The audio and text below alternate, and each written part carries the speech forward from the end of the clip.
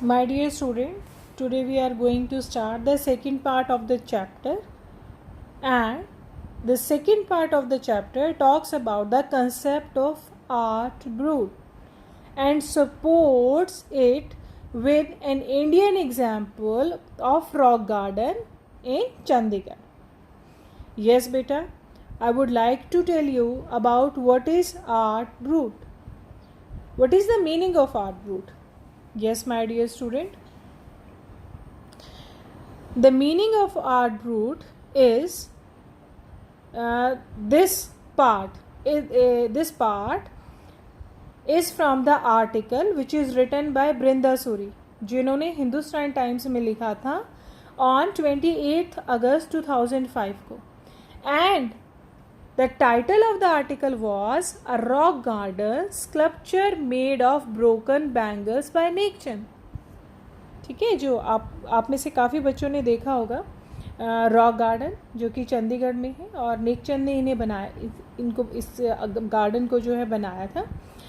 I would like to tell you what is outsider art.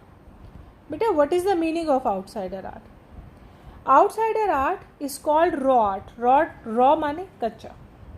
This is made by the people who have received no formal training of making mainstream paintings.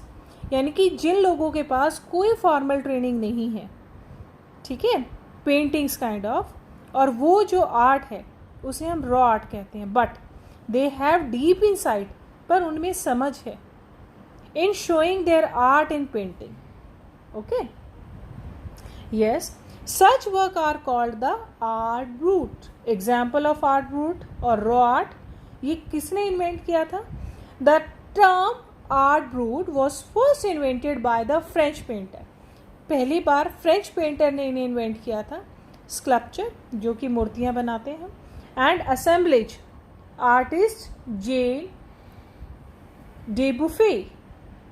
Okay, and the term art brut was invented by the French painter Jean डेन बुफे. So क्या किया उन्होंने concept जो था ना बेटे art brute का 1940s में दिया था. And the art of the untrained visionary, यानी कि जिन लोगों के पास समझ है और पेंटिंग की बहुत ज़्यादा समझ है, पर उन्होंने कोई फॉर्मल एजुकेशन इसके रिलेटेड ली नहीं है, बट उनके पास विजन है. ओके, उनका एक कीन इंटरेस्ट है. From it almost weld beginning.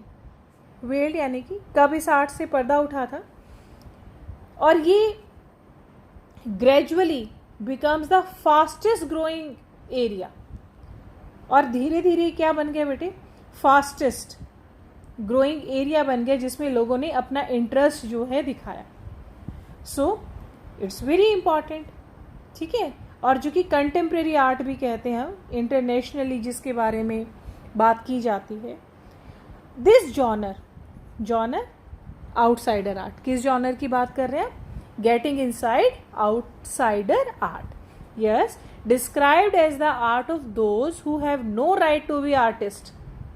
मतलब जिनको आर्टिस्ट कहलाने का ही हक नहीं है. क्यों?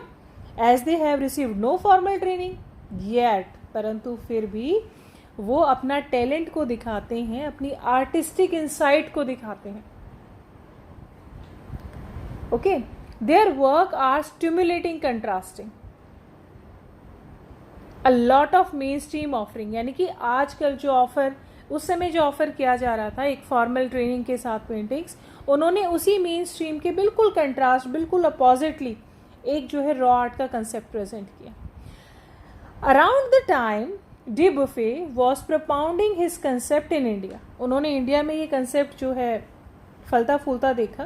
एंड अनट्यूटर्ड जीनियस, जिन्होंने, उनके बारे में कहा गया है untutored genius was creating paradise, जिन्होंने एक जो है लगभग स्वर्ग की तरह उस जगह को, उस बंजर जमीन को बना दिया. क्या हुआ था? Years ago to the little patch of jungle, वहाँ पे जंगल था, little patch of jungle, that he began clearing to make himself a garden, उन्होंने खुद साफ किया उस जगह को गार्डन बनाने के लिए. And sculpted with the stone, पत्थर से रिसाइकल्ड मटेरियल, जिसको रिसाइकिल किया जाता है वो मटेरियल यूज़ किया, जिसे कि आज वर्ल्ड में रॉक गार्डन के नाम से जाना जाता है, जो कि चंडीगढ़ में है. I just want to show you some images. This one, and he's the man behind the show. Yes, Nekchand. So my dear student, today we are going to read about the chapter, the second part of the chapter.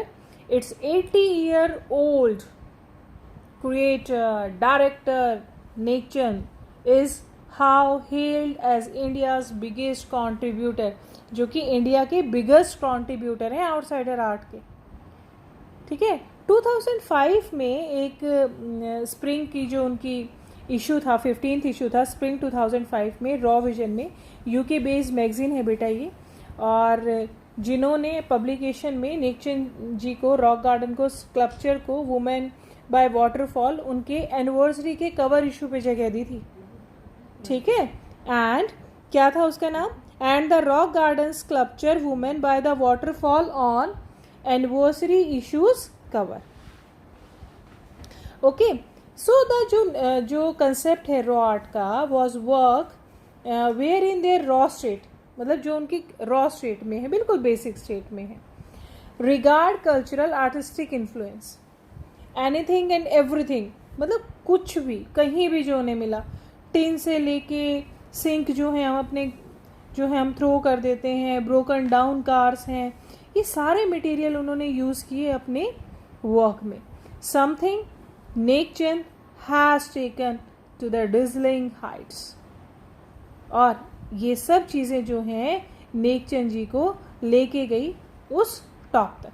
सो बेटा, outstanding testimony of the difference this single man when live his dream, जो उन्होंने सोचा था वो कर दिखाया. Swiss commission UNESCO का ये जब लिखा गया होगा 2005 में, तब यूनेस्को ने इन्हें ऑनर किया था by way of his European exposition of his work. Okay. कैसे उन्होंने कंसेप्ट को, रॉ आर्ट के कंसेप्ट को जो है दुनिया से रूबरू कराया. सो माय डियर स्टूडेंट, ये चैप्टर बहुत, ये पार्ट जो है बहुत इम्पॉर्टेंट है. And today we are going to start the second part of the chapter is getting inside and outsider art.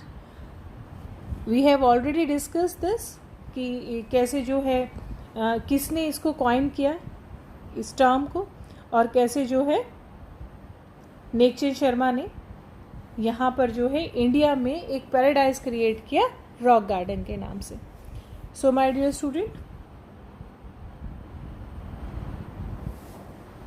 Getting inside outsider art. When French painter Jean Dubuffet mooted the concept of art brut in 1940s, the art of untrained visionary was of minority interest. Okay, from its almost veiled beginnings, outsider art has gradually become the fastest growing area of interest in the contemporary art internationally. कैसे जो है धीरे धीरे internationally इस concept को recognise किया जाने लगा. दिस जॉनर, इसको जॉनर बोलते हैं बेटे, जेनर नहीं. Genre is describe the art of those who have no right to be the artist, जिनको शायद वो कहते हैं कि आर्टिस्ट होने का हक नहीं है. The outsider art has gradually become the fastest growing area of interest. लोग बहुत ज़्यादा इंटरेस्ट लेने लगे इंटरनेशनल मॉडर्न आर्ट के नाम से. This particular type of work is the creation of those who have no right to be the artist. ये उनकी क्रिएशन थी जिनको शायद लोग मानते थे कि इनको आर्टिस्ट कहलाने का है ही नहीं. As they have received no formal training, क्योंकि उन्होंने कोई फॉर्मल ट्रेनिंग नहीं ली, yet they show their talent and artistic insight. Okay? और इसी सीक्वेंस में ये जो आर्ट है नेकचंद ने स्टार्ट की इंडिया में. Around the time of Dubuffet was propounding his concept in India, an untutored genius was creating the paradise. Years ago, a little patch of jungle was beginning to cleaning to make himself a garden sculpted with stone.